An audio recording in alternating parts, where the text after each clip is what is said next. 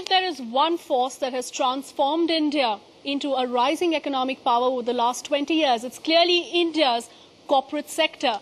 Hello and welcome to this very special show on NDTV.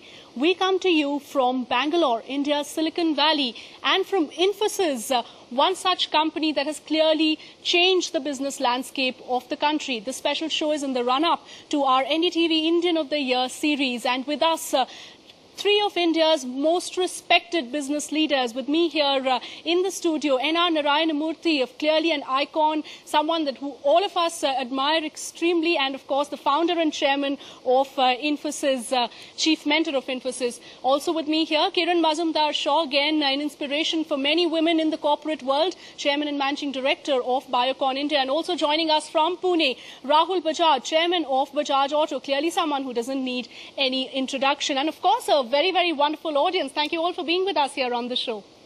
Let me start by asking Mr. Rahul Bajaj about the trends that have really transformed India over the last 20 years, especially when we talk about Indian business. Sir, we are obviously referring to the post-liberalization era. If you could really tell us what are the key factors that have led to this transformation?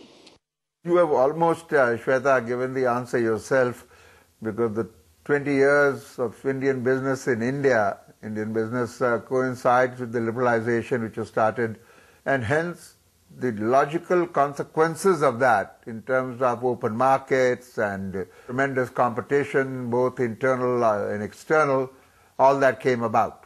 All right, so a lot happened in the last 20 years, sir, and clearly the IT boom is one such thing that everyone will talk about. Your thoughts on the way Indian business has changed over the last 20 years? Well, first of all, we have globalized ourselves much more. Today, Indian companies have focus on global markets a lot more than they did in the earlier days.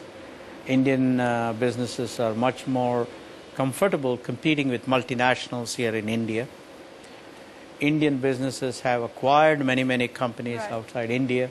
We have invested very heavily in quality, in brand building, marketing. Overall, we are resembling more and more a multinational from a developed country. All right, very beautiful thoughts from you there. Ma'am, I'd clearly like to talk to you about the rising force of women in the corporate world, and you're someone who really represents that. That's again one trend that has become more and more evident in the last few years.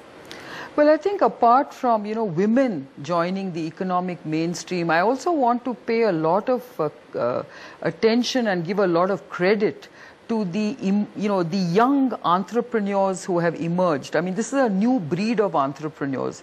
The technology landscape has really sort of blossomed thanks to this new generation of entrepreneurs who are suddenly thinking differently, thinking in a way that makes India a very different country. I think that's what is very exciting. And of course, in all this, women are now being included in joining this whole entrepreneurial engine and this whole entrepreneurial, gusto that we are seeing today in the country. Absolutely. I'll just take forward what a very important point that you've raised here. Ma'am really telling us that India is a very different country, and that's perhaps what makes this entire transformation also extremely interesting. The fact that on one hand we're among the fastest growing countries in the world, but still when we look at perhaps one of the major disappointments of the kind of growth that we've seen in the last few years, and something, sir, that you keep talking about, is the fact that we're still home to the world's largest poor here in the country. Yeah, I think that is one area where we have not done well.